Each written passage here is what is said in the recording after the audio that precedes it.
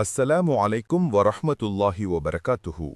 Ramadan media சேனலுக்கு உங்களை அன்புடன் வரவேற்கிறோம். முஹம்மது நபி ஸல்லல்லாஹு அலைஹி வஸல்லம் அவர்கள் ஒருநாள் அமர்ந்து கொண்டிருந்தபோது அவர்களின் அருகில் ஜிப்ரீல் அலைஹிஸ்ஸலாத்து வஸ்ஸலாம் அவர்கள் நெருக்கமாக இருந்தார்கள். அச்சமயம் வானத்திலிருந்து மிகப்பெரிய ஒரு சப்தம் கேட்டது. உடனே முஹம்மது நபி ஸல்லல்லாஹு அலைஹி வஸல்லம் அவர்கள் தமது தலையை உயர்த்தி வானத்தை நோக்கி பார்த்தார்கள்.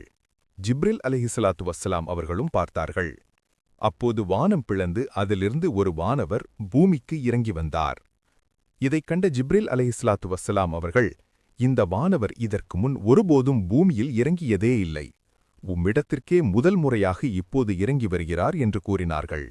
பின்னர் வந்த அந்த வானவர் முஹம்மது நபி ஸல்லல்லாஹு அலைஹி வஸல்லம் அவர்களை நோக்கி, உங்களுக்கு முன் எந்த நபிக்கும் எந்த தூதருக்கும் வழங்கப்படாத ஒரு சிறப்பு உங்களுக்கு மட்டும் அல்லாஹ் வழங்கியிருக்கிறார் என்று சொல்லி, அந்த சிறப்பு என்னவென்றால், அல்ஹம்துலில்லாஹி ரப்பில் ஆலமீன் என்று தொடங்கும் 7 வசனங்களைக் கொண்ட சூரத்துல் ஃபாத்திஹாவும் சூரத்துல் பக்ராவும் உங்களுடைய உம்மத்திற்கு முன் எந்த சமூகத்திற்கும் அருளப்படாத அல்லாஹ்வின் பொக்கிஷமாகும் என்று அறிவித்தார்.